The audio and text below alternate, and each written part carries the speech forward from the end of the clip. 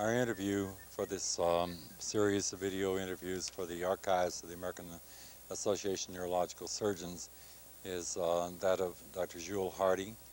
I'm Roy Selby, and Dr. Hardy has been very well known for his many contributions to, in particular, Transphenoidal hypophysectomy in recent years.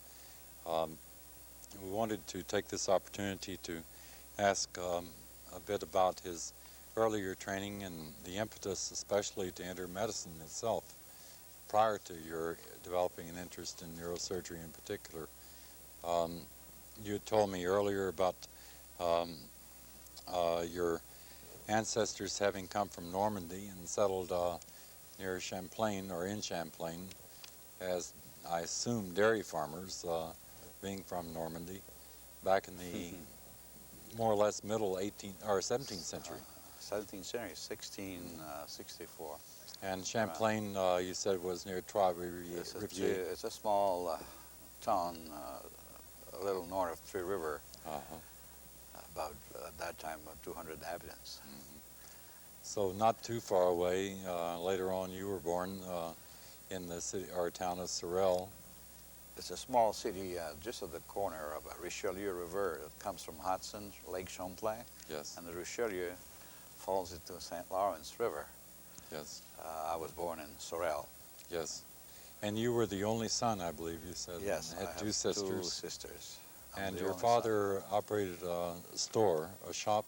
He had a hardware store. A hardware store. He was also a carpenter, an artist, painter, designer, but never got into very serious studies. But he was self-educated. Self-educated, and finally ended up in a hardware store. Yes. This is probably the first time when I was a young kid I saw him playing with a drill, with a saw, a knife. It's probably what I've had my first inspiration.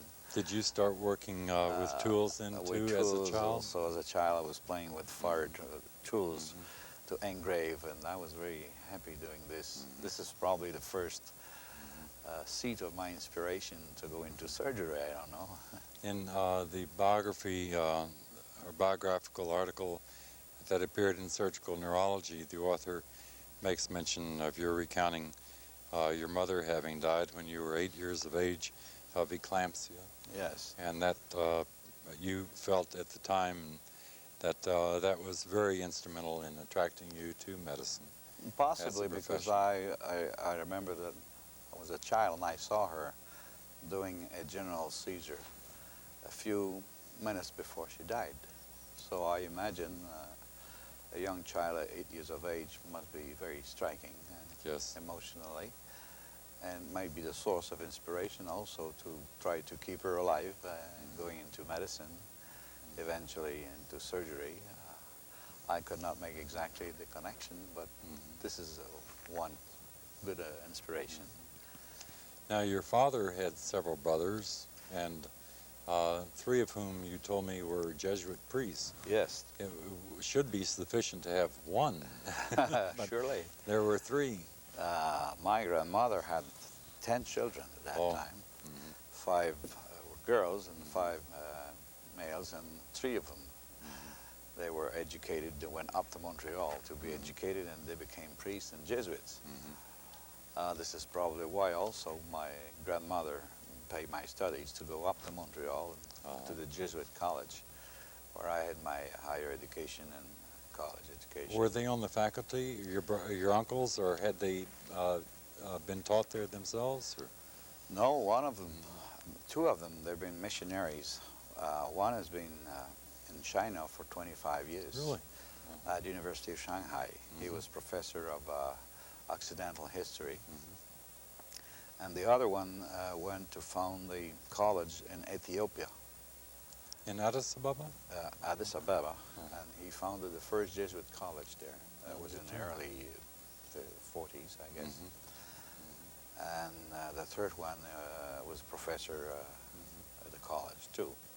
So they were highly educated, not scientific people, but mostly philosopher thinkers rather than doers.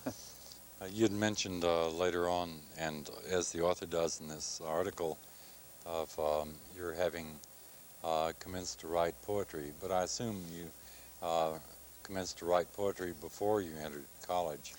Yes, I think by the age of 12, I started to write poetry, letters, and a few pieces. By the age of 20, I've already written about 1,600 pages. Some of them are being kept preserved, but one day during a crisis of adolescence, I burned everything, but I kept some. Some have been published too. And during the college years, you received a broad education in the humanities and in Latin and Greek, the classical studies. That was the classical that was studies. Traditional In Montreal, and I think probably coming from France as well. That was a wide education on several fields before being specialized in one thing. We learned Greek, we learned Latin. We couldn't speak, but we could read and understand Greek and Latin. On your father's, was it your father's death or your grandmother's death, where there was an endowment enough to allow your sisters to operate a store, manage a store?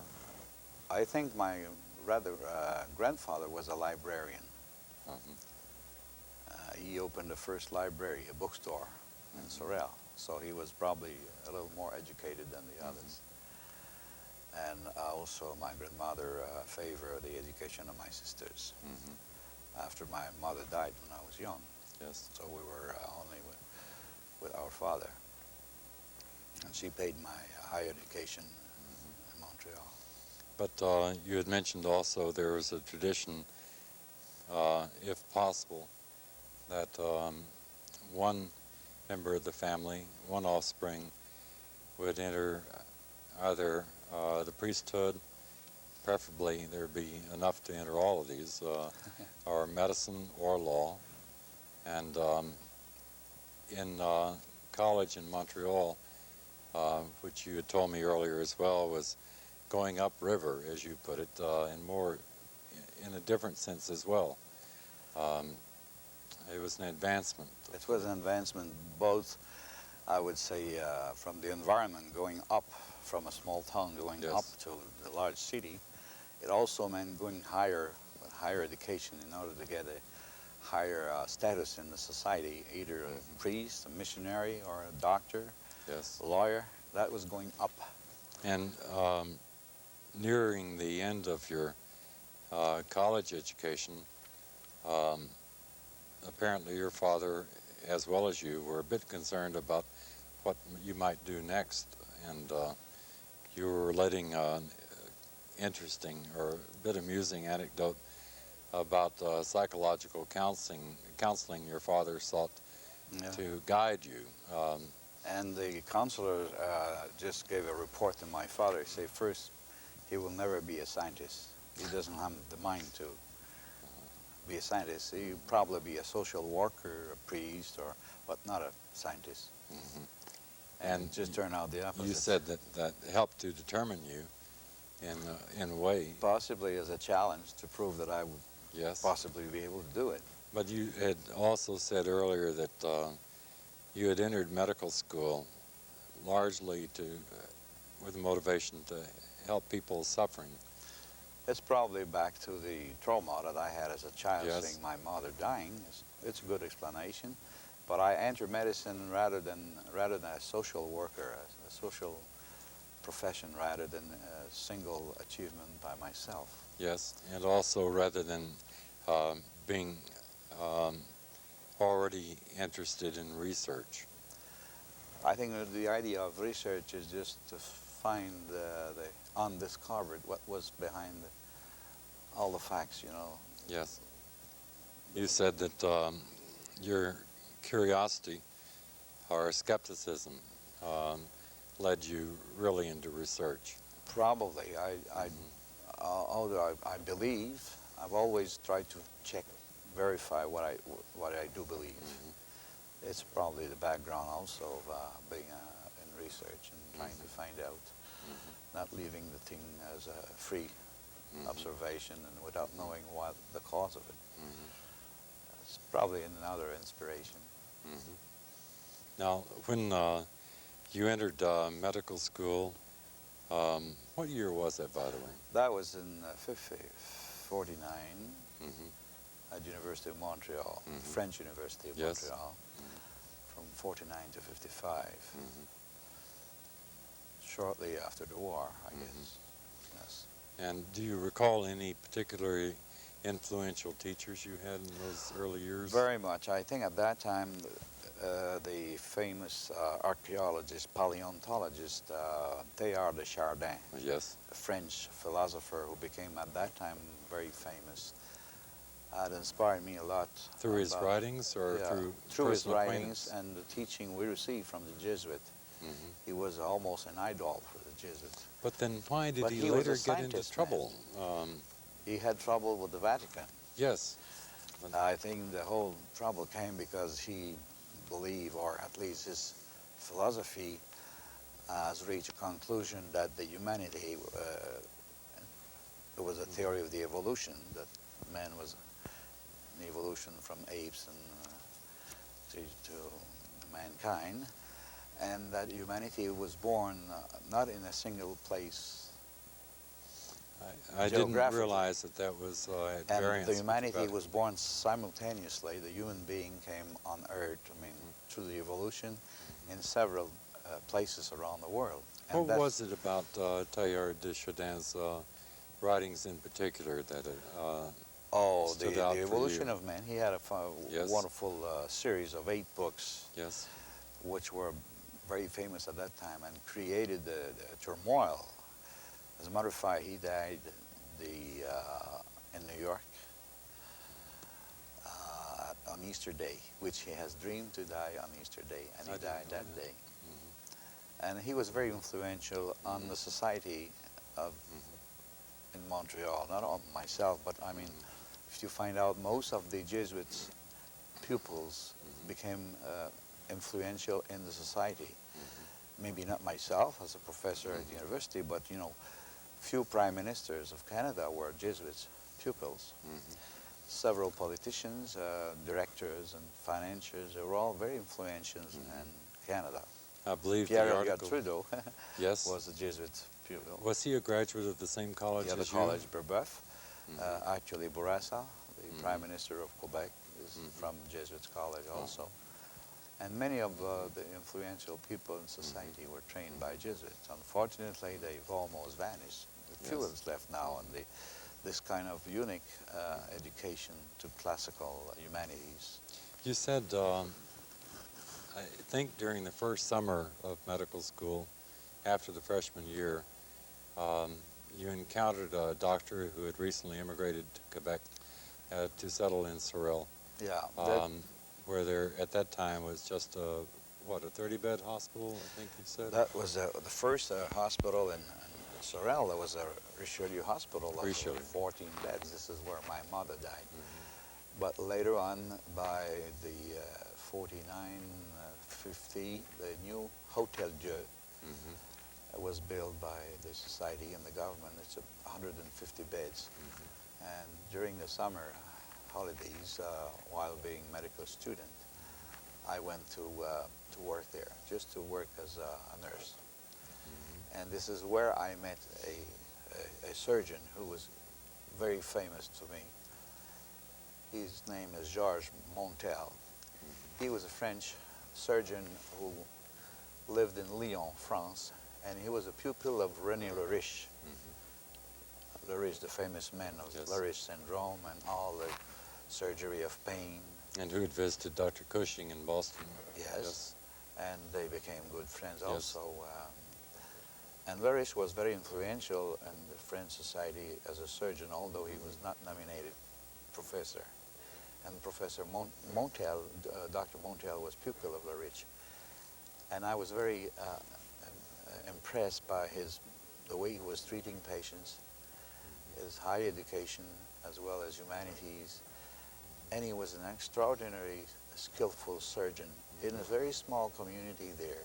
You can imagine I was a young medical student. I was helping him doing surgery, and I saw these tremendous operations we call a pancreatectomy for cancer of the pancreas. Yes. You know, in that time, the early 50s. The Whipple operation. The Whipple operation.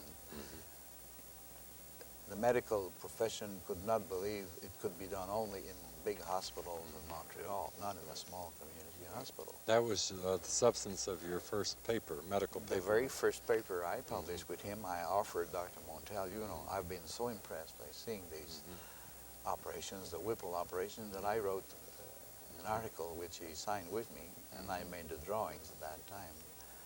That was published in the Union Médicale of Canada. Was he the one who also performed that emergency cesarean section? Yes, I think that was the turning point in the choice of my career to become a surgeon. I didn't know at that time if I was going to go into social medicine or any specialty or a general family doctor, which I thought I would prefer to. But there was also a fascinating event which happened in the summer. On Saturday morning, we were touring the Grand Round together in a small hospital, visiting patients. And there was a lady who came in the morning. She was about to deliver. She was very close, having pain. She was about to deliver by the afternoon. And suddenly, we heard a tremendous noise, and we turned back to her, and she was comatose. She had a spontaneous rupture of the uterine with intra-abdominal bleeding. And I saw Dr. Montel, who took this lady in his arms, rushed to the elevator, went in the operating room, and without anyone there, he was alone, and I was helping him. He just opened the abdomen. And finally, another doctor came, they transfused her. She survived, and the child survived. This was very striking to me, and I said, this is what I want to do. That kind of activity where you can immediately see the result of what you're doing. Yes. And that has conditioned me to orient my future education into surgery. How many summers did you spend working 3 with summers. him? 3. Yeah. And I imagine you formed a very close friendship with him. Yes, we became very good friends, and this man was an outstanding Is he still surgeon. living? No, he died of a car accident. He was about 75 years old, and he died from a car accident. In looking This briefly man, at he was this, a general physician, and you know the tradition in France is that the surgeons are trained to do neurosurgery. well, they were in America too. They were too in Certainly. America. Yes. And Dr. Cushing had to complete a full general surgical residency. Dr. Dandy did, I believe. yes, but they were doing Most- neurosurgery. Well, yes, All subsequently. general surgeons subsequently. Yes. I think most of the previous generation until 20 years ago, they were all doing general surgery. The general surgeons were doing head injuries. I think it varied by location. I think maybe more than 30 years Well, ago. I saw this old doctor in Sorel doing craniotomy for head injuries. Yes. He had a child with a depressed skull fracture, and I helped him elevating the depressed skull fracture, and there was the dura was all torn. That was true in the United Kingdom, I believe, in Australia, and perhaps in Canada. I'm not certain of Canada. And probably a good many places in the United States, as late as the end of World War II, Yes. at which time there became a larger number of neurosurgeons available in the United States. But yourself, you've been doing a lot of general surgery. No, I had the required 1 year in Yeah. general surgery residency. But when you went to Malaysia, you did only neurosurgery? Well, there were some odd aspects of neurosurgery I'd never thought to encounter. No. Leprosy surgery, for example. Oh, yeah. That's not exactly part of a neurosurgery residency. In this book, you have just shown me an atlas of transsphenoidal microsurgery and pituitary tumors that's just been published. Yeah, it just came out. you drew my attention to a quotation from a person we had talked about a bit earlier, Hans Selye, who was a professor at the University of Montreal those years while you were a student. Yes. And I was a bit surprised suddenly to see this reference. We had talked earlier about his many contributions to neurophysiology of stress, and yet that his thesis, underlying thesis, that it was related to excessive cortisol secretion, prolonged excessive cortisol secretion, was not subsequently borne out. But this had still must have had some influence on your interest in neuroendocrine system. Probably because I was also challenging the idea that I couldn't keep up with this idea that Celia was teaching us, that continuous stress produces increased cortisol levels. If this was true, then the whole population would have Cushing disease, which turned out not to be true. Yes. But that was a challenge to try to criticize or at least discuss this hypothesis. And I've had discussion with him several times. I invited him to the hospital to show him Cushing's disease patient. But he was primarily a basic fundamentalist searcher in the lab in animal works rather than in human. Rather than clinical Yes. correlation. And after graduation from medical school, I believe you mentioned that you interned at L'Hôtel Dieu. Yeah, well, the rotating internship in surgery at affiliated hospital to university were Hotel Dieu and Notre Dame Hospital. Did you intern at, it's been Both. part-time at Yes. Notre Dame? Yes, both. I did my whole training in surgery in both hospitals. And it was there that you met Claude Bertrand?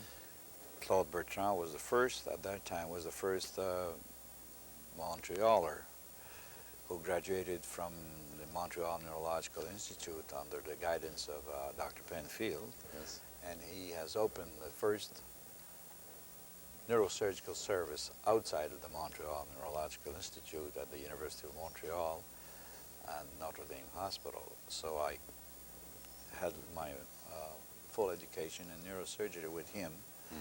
And another one, Dr. Paranto, who trained with Francis Grant in Philadelphia. Yes. He was an extraordinary, skillful surgeon. Now, he was at L'Hôtel Dieu. He was at L'Hôtel Dieu, but both hospitals were exchanging a rotating internship because both are affiliated to the Yes. University of Montreal training Well, program. was it while you were an intern or subsequently during residency that you spent the time with Dr. Jasper at MNI? After I completed my clinical training, I spent a year in the research lab at the Montreal Neurological Institute with Dr. Jasper. And that was in the study of depth electrode recordings. Yes, at that time I was doing a research project with my guide, my tutor was Dick Rovit. You know Dick? No, I don't. I was his know his name, pupil, so- I mean his young research fellow on epileptic foci in the thalamus. And we were doing the study on intracarotid amytal injection Yes. in the epileptic Yes. foci, which also was used in clinical practice with the test of water. Yes. And in the other room was Fanner Pero, who was my classmate. He was doing research on 3-per-second spike and wave work under the guidance of Dr. Jasper. And at that time, Dr. Jasper was doing intralaminar studies with microelectrodes. And this is where I first learned how to work with Primarily, cellular microelectrodes. what was he investigating in the interlaminar nuclei? He was trying to reproduce the petimal Okay. electrical activity of 3-per-second spike. And you wave. mentioned that Dr. Perro had, Fanner on Pero. one occasion, Fanner Perro, Yeah. well, on one occasion had succeeded. I was witness that Yeah. night. We were both working in different lab, but that night, about 4 o'clock in the morning, he shouted, he said, I got it, and he reproduced. He was finally able to reproduce Classical event, 3 per classical second. 3 per second. I think he's the one who can elaborate on all the physiology of that. Was he ever able to succeed a second or a third time? I don't recall You about mentioned it. it was a terminal event. It was a terminal event before the animal died, but Mhm. it was beyond my field of research, so I didn't keep active on this particular aspect. But this turned your interest in And cerebral recording, recordings and yeah, stimulation. yes. And that in turn led to your going to Paris or Surin. When I completed my training with Claude Bertrand, as you know, Claude Bertrand is a pioneer in stereotactic surgery. Yes. I would say in North America. I think he started a year before Cooper in New York. Yes. So my last year with him, I was watching a lot of stereotactic procedure, and Professor Guillot from Paris came to Canada and give a lecture.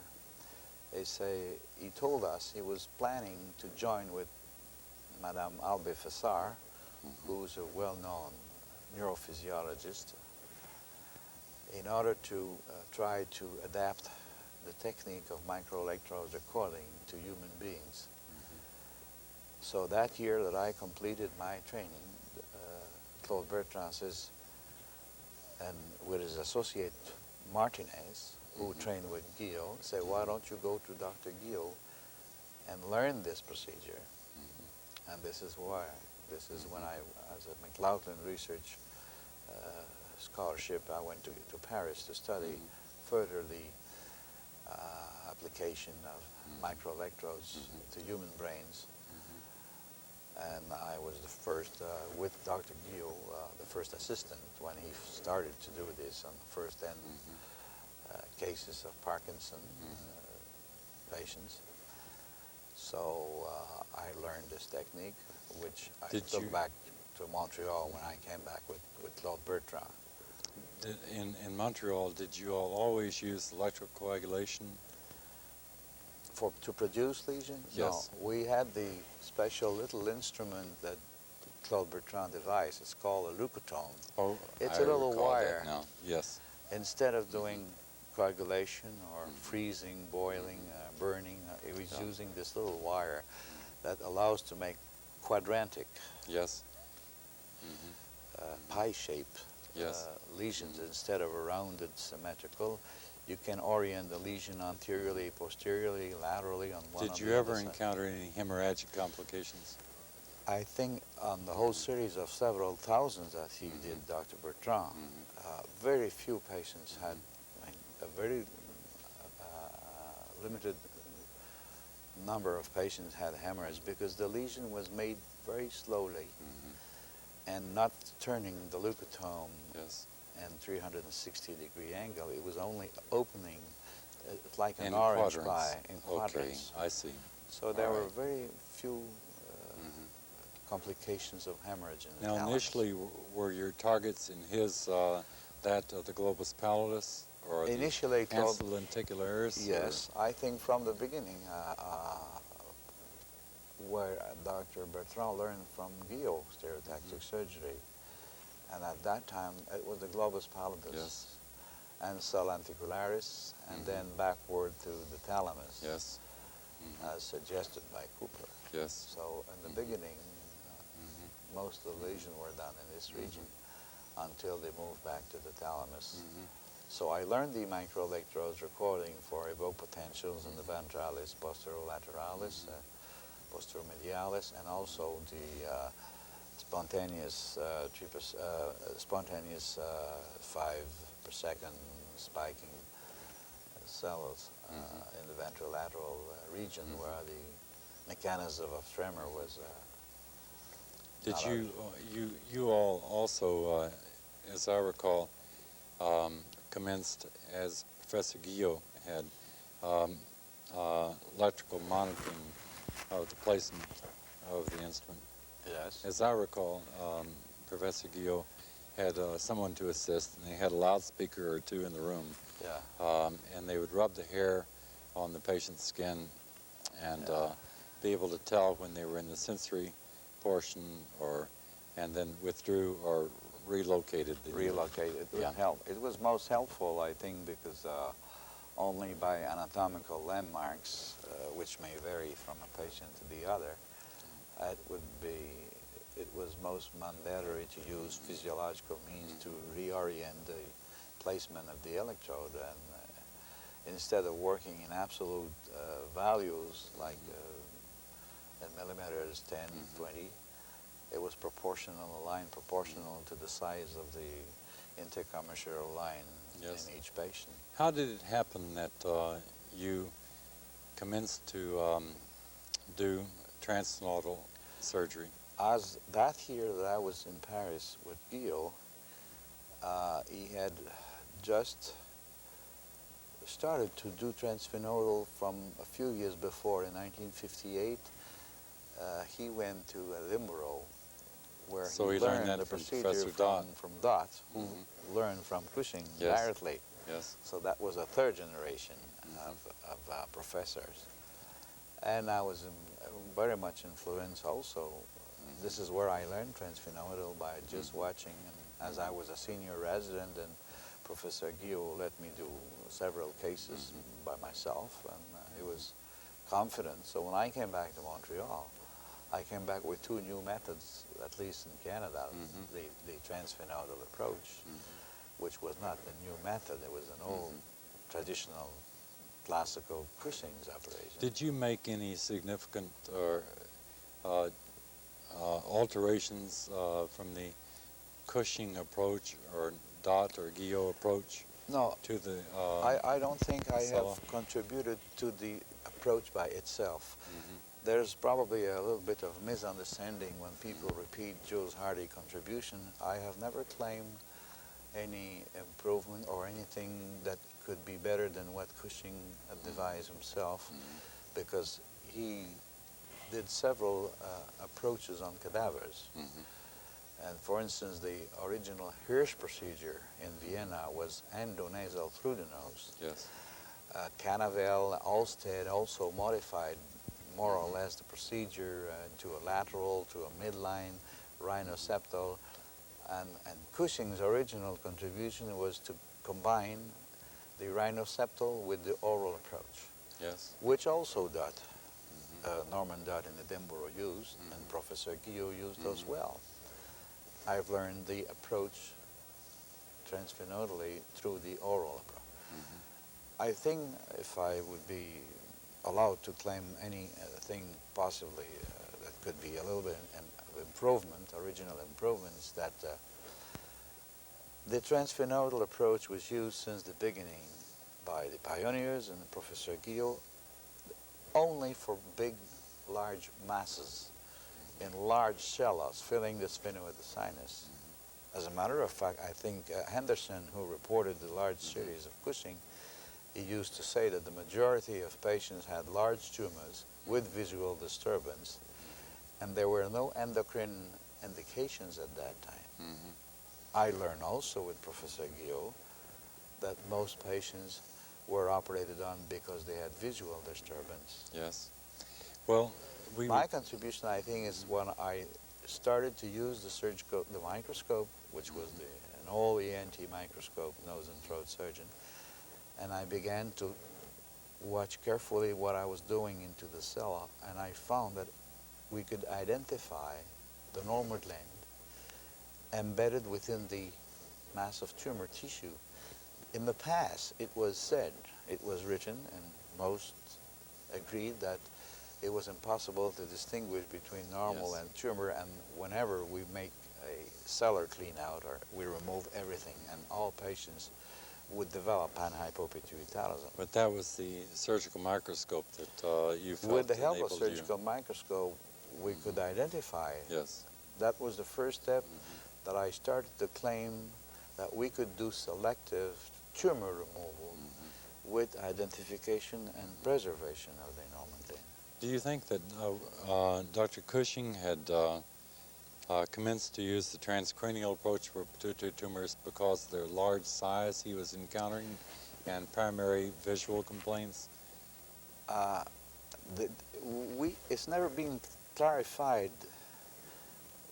why he did change. I think just because the craniotomy development and better general anesthesia has forced him to move into intracranially. But Anderson also stated that he was disappointed, as a matter of fact, because of wrong diagnosis. In a few cases where meningioma, yes. He said we could see better the tumor by intracranial approach than by transphenodal. And I think he was right, yes. Because without good illumination, without the surgical microscope, well, I think even nowadays we also yes. are mismanaged, not management, but we surprisingly found. You mentioned something before the interview commenced that I think is worth including, and that was that Dr. Cushing, though establishing the diagnosis of the syndrome that bears his name at autopsy, had never made such a diagnosis and operated upon a patient for basophilic adenoma. That's correct. In his famous series of 16 cases that he reported, there were only 3 of his own patients yes. that he observed clinically. And one was the famous dentist whom we saw, we see his picture. This patient was treated by radiation and he improved. And the other 2, Meningi, the famous first case, was never operated on and never treated. And the 3rd case, he wanted to operate, but he said at that time, he says, the operation would be too dangerous. Why? Because he had no evidence of tumor. Oh, I see. And he did not operate on the 3rd patient. That's what I recall. And the other cases in the series, the other 13 cases were all cases reported from other sources. I see. From Vienna, from Scandinavia, from everywhere they send the autopsy material. They were all autopsy material. But himself, curiously enough, Dr. Cushing didn't have the opportunity to operate on a patient with Cushing's disease. I recall, I think that you're using the surgical microscope, introducing it for pituitary surgery commenced about 1962? Yes, and I then, began in 62. Your first report of a sizable series of successful operations in 1964? Yes. Is that correct? Yeah. It was at the New York meeting in 64 that I presented 40 cases of tumors. But prior to the series of tumors, I did several hundreds of normal hypophysectomy for breast cancer and about 90 cases of diabetic retinopathy. How effective did you find it in diabetic retinopathy? In early cases, more effective than late, of course. My colleague ophthalmologist in the series of about 90 cases I did at that time have reported a complete stop of control new hemorrhage. Of new hemorrhage. Yeah. And vision improvement in approximately 60% of the cases. Why? I think the mechanism is probably too difficult, but it's probably in relation with the vascular supply of the pituitary that was juvenile. Most were juvenile diabetic patients. They probably had an abnormal degree of secretion of diabetogenic hormone, the famous Hussein mechanism. The growth hormone is diabetogenic. And these particular cases who developed diabetic retinopathy may have had an abnormal analogous like substance like growth hormone that produce complications of vasculopathy throughout the body and mainly in the retina and kidney. During those early years on pituitary surgery in humans, you also wrote a paper regarding the direct measurement of electrical potentials in the pituitary stalk, the infundibulum. Yes, I had the idea while doing Transsphenoidal that it was possible to avoid diabetes insipidus, hoping to avoid injuring the stalk. And I had the idea that if we put a microelectrodes and try to record electrical activity, assuming that there is no nerve fibers in the anterior lobe, that we would find some electrical activity reaching the neural fibers of the posterior lobe. And as a matter of fact, this is a very simple observation that has never been done before, but it's nothing absolutely extraordinary. It's just an information that, as a matter of fact, we could record and find a good location of the posterior lobe and avoid disrupting the posterior lobe and the stalk, hopefully, to You mentioned reduce. atropine enhanced the electrical activity. We did a few pharmacological studies with Demerol that was washing out completely the electrical activity. The anesthetist was infusing Demerol intravenously. We did atropine also injection that was enhancing the discharges. What is the significance? Actually, it's probably an effect on the hypothalamus nuclei, but we couldn't go any further than that because that was too much of experimental. I think I recall a paper of Dr. Bergelin some years ago suggesting that the portal system travels perhaps in both directions. Yes, that hypothesis, which he did by doing all this experimental work in animals, so far is not yet completely clarified in the humans. Yes. Whether there's a reverse flow in Yes. the pituitary that brings the hormones from the adenohypophysis up the stalk to the hypothalamus. Yes. To my knowledge, at the moment, there have been a lot of studies, but it's the reverse flow. It's still just a possibility. It's still a possibility, which might be useful to understand some pathological process. When then did you first encounter microadenomas? I think the Considering microadenomas. first, the step proceeded that way. I say, before a tumor is big, it must have been small. It's so simple. Yeah. So when patients develop acromegaly, most of the time they were coming to consultation when they had headaches or even visual disturbance. Most of the time we found big tumors. But with this idea in mind, I recall that the very first case was a patient in whom the cella tussica was reported normal in size, and that there was no evidence of tumor, and that the patient was still having active acromegaly. So I said, well, if he doesn't have a tumor in the cella, if he has acromegaly, he has a growth hormone secreting lesion where the tumor is not big enough to produce changes in the cella, but at least it is there. And the endocrinologist said that I should not operate because this patient did not have a tumor. As a matter of fact, in the French literature, the Encyclopedia Médicale, Oh yes, I know that. acromegaly is described as two different entities. Acromegaly disease without pituitary tumor and acromegaly with pituitary tumor. Is this the set on neurology or endocrinology? I had the neurology one, but I in neurology. Okay. But that was in the early time of the last chapters were written by 1962, 63. But nowadays we know that's not true. All cases of acromegaly do have a growth hormone So secreting the first lesion. patient you operated upon with a So that case, microadenoma. I decided to operate despite the endocrinologist's opinion that that patient had no tumor. And this is the most beautiful movie that I made.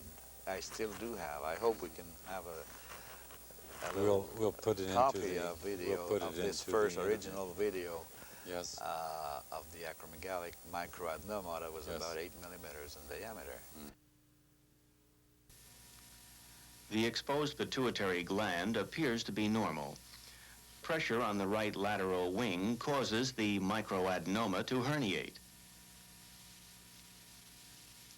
Additional pressure causes further herniation of the small tumor. the tumor is aspirated.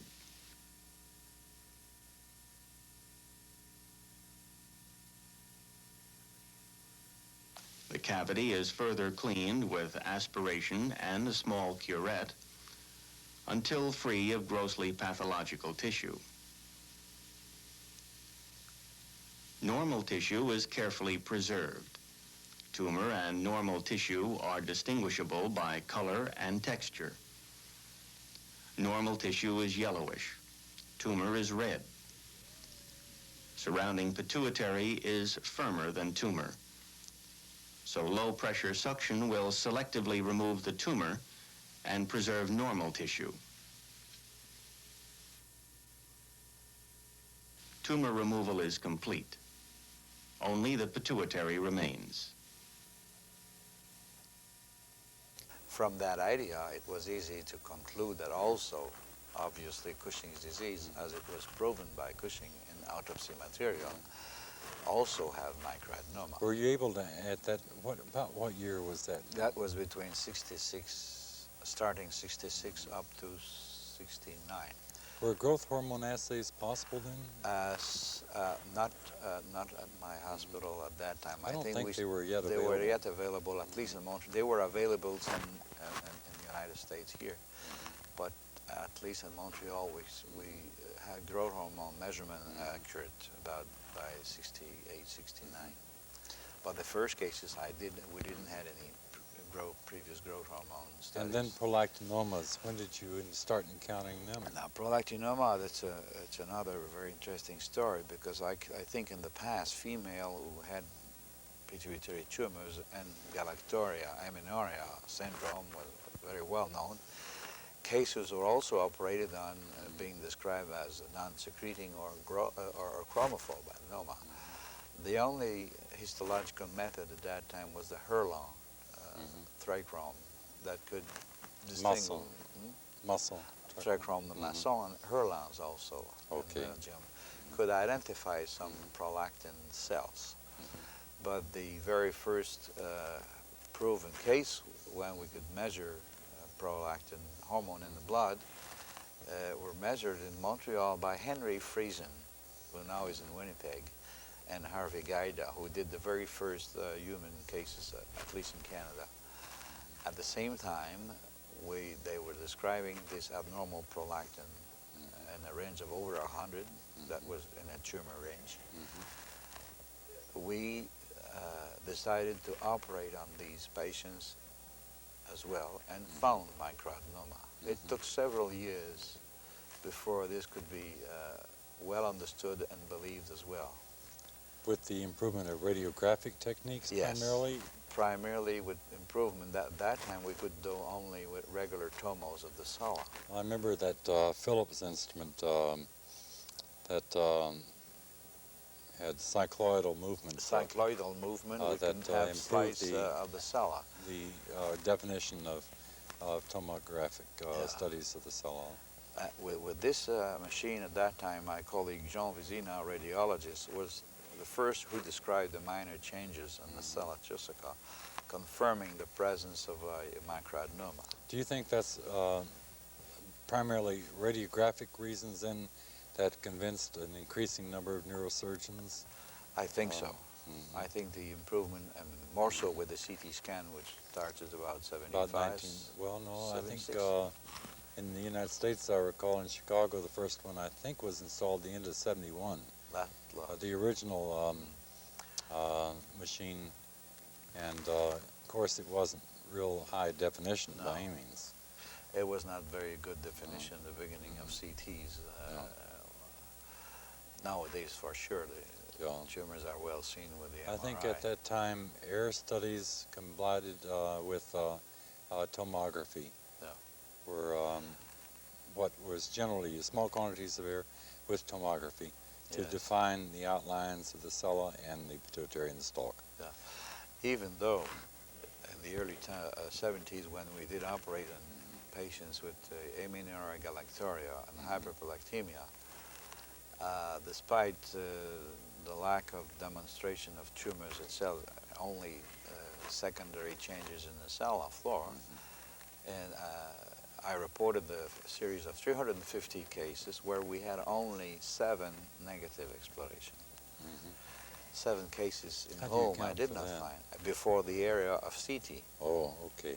before the CT. Were they Nowadays, off in a lateral recess? or- at that time I was exploring the gland, and I think I was extremely careful not to go too far deep in the pituitary to avoid producing hypopituitarism in these young female, and also avoiding diabetes insipidus, and I probably overlooked or missed 3 or 4 of them.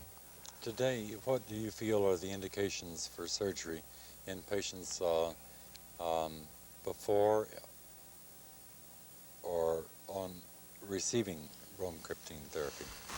Well, I think at the moment most patients are seen first by a gynecologist and endocrinologist. Indeed, if they have a large tumors, a very large tumors, it is well known that bromocriptine reduces the size of the tumor, and it's always better to operate on a smaller lesion than on a bigger one. The success rate is better. So I do agree that all big prolactinoma should be first treated with bromocriptine. And I think from 70% to 80 do have a certain amount of shrinking, but never to the point it totally disappears. And the maximum effect is reached within a few weeks. After 3 months, very little further effect is seen, probably. What level of prolactin would you anticipate still would be a warning that surgery might very well be needed in the future, some future time? I think in a microadenoma group of patients, anything above 100 nanogram is highly favoring But if presence the of a patient tumor. were essentially now asymptomatic, periods had returned, lactation had stopped, Yes. there was no evidence of visual impairment or even headaches, and all, but the prolactin level was, say, 50, 60, Yes. you just continue periodic observation? I think so, unless the patient has, if she has no inconvenience. I mean, Yeah. unless she can have 1 pill of bromocriptine a day. Yes. Enough. Now, if periods had not resumed, though, and the prolactin level were, say, 80, or I know it's difficult to be It's specific, very difficult to be. but the young woman and her husband wanted to have a baby. Well, I think it's worth to have explored and try to find out any residual tumor to be sure to avoid having bromocriptine for the rest of her life. That's the problem with the microadenoma is that most are young female or young couples who want a child, and they have to be either treated forever with bromocriptine or have surgery and then it's finished all over. You mentioned, as we wind up this, at the University of Montreal, you were on the admissions committee? Was that for residents or medical students? No, for the residents. Okay. Well, I was program director for 8 years, so I was in the admission committee as well. Did you feel that it helped a medical student or resident neurosurgery to have a more broad general education in the humanities and beyond the classical pre-medical curriculum? Well, it is my feeling, and I think while I was program director, I always interviewed the future residents for several hours, try to find out their motivation, their background, education, and their culture. And I think you can forecast quite possibly if it's a good orientation from a resident to go What sort to of questions, or how would you form your impressions? Everything we do in life, you know, we're not entirely free of our decision. You know, Yes. I don't know what's going to happen. You cross the street, there's a car coming in front of you, then you have an injury. The events come to you. You don't go to the events. But you can also orient some way or other your pathway in life.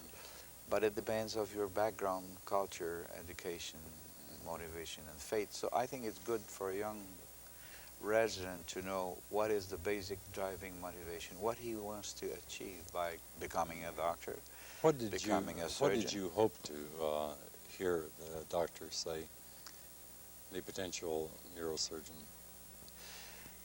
The potential neurosurgeon, when I interview, they always say, well, because neurosurgery is the best medical practice because it's the brain. It's a kind of a, it's like Arthur Koestler who said that science, a glorious entertainment. I don't think this is an appropriate motivation because, you know, being an astronaut, being a singer, opera singer, or being many professions are also idealistic professions. It has to respond to an inner driving motivation of your own. Maybe you don't know it. You will find it only later on. You know, your question that you asked me the first time, why did I choose neurosurgery? Now I can answer, but I'm close to 60. 10 years ago, I didn't know that.